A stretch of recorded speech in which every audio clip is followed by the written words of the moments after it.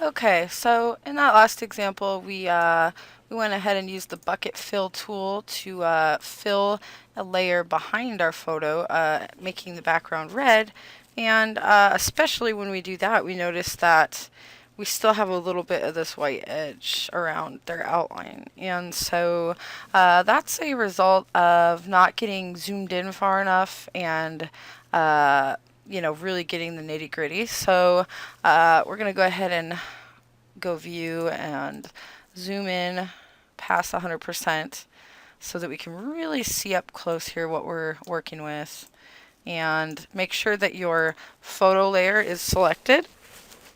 And just go ahead and grab your eraser tool, your fuzzy eraser, and very, very carefully, just along the edges, we're just going to click and we're going to stay nice and far away from it. And you'll see how that kind of smooths away that white, little bit of white border around them that's left. See, kind of fades it out almost and gets rid of that ever so subtly.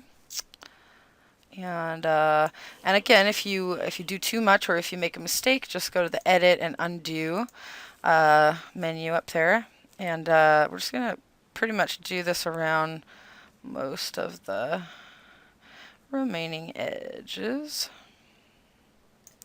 and you'll get better control of this eraser tool the more you practice this. So this is good practice. You want to get accustomed to and using this like in this way. So down here is where it gets really noticeable with her outline. So we're just gonna fade that out a bit.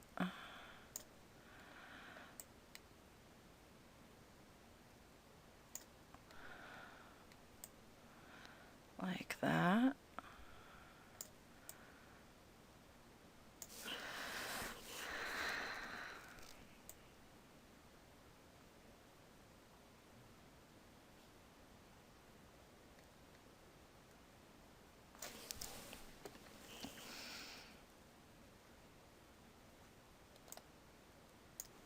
And right in here a bit. I want to get rid of that hard white edge. Oop, see, in there we did a little too much. We'll go edit, undo.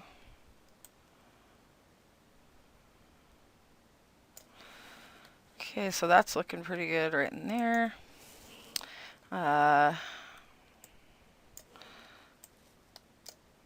And we'll get this last bit down here.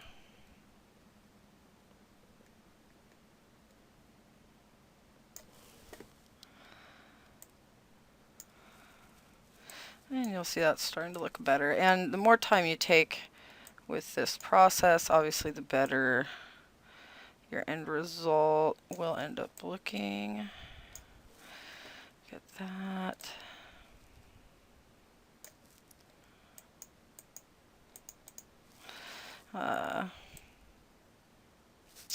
Yeah. We'll select none. So, and also, if you would rather replace the background with another image, you can also do that. So we'll go ahead and create a new layer, transparent layer, and we'll, on this red layer, the bottom one, we'll unclick the eye so that it's not visible, and then we just have our couple here. And we'll go to this middle layer that's transparent, and we will go to our folder, and we have this picture of these roses here. And so in order to use that instead of a red color fill, then all we have to do is drag it into the GIMP image. You don't have to drag it onto the toolbox. If you do that, it'll open as a separate image. So we want to just drag it right here into our image. And it's pretty large. You can see the background's real big. So making sure that that rose layer is selected, we're going to go up here to the layer menu, and we'll go scale layer. And as you can see, it's really large. So we're going to do the same thing we did before.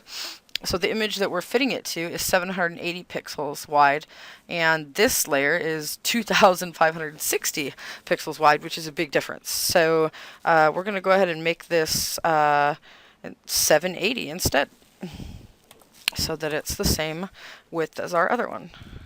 But you'll notice that when you hit tab, the height automatically changes to 488, which isn't going to be enough because our original image needs to be 641 pixels tall.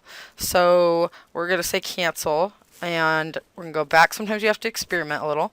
We'll go back to the layer menu and go scale layer. So instead of that, let's try 980, so 200 pixels more in width. And that's closer. That gets us to 613, but we need 641.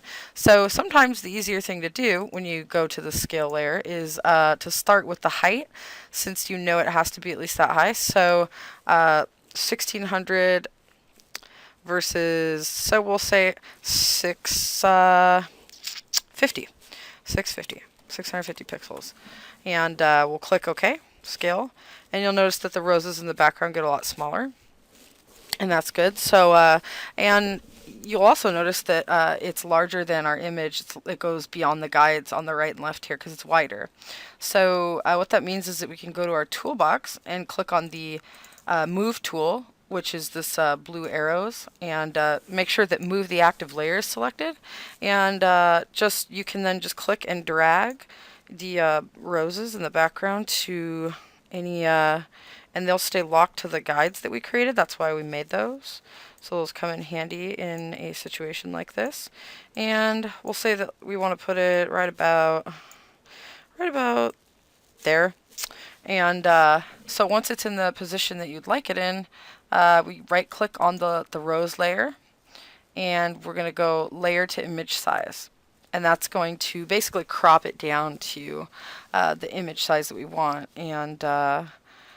And so that's how you replace the background with a different photo.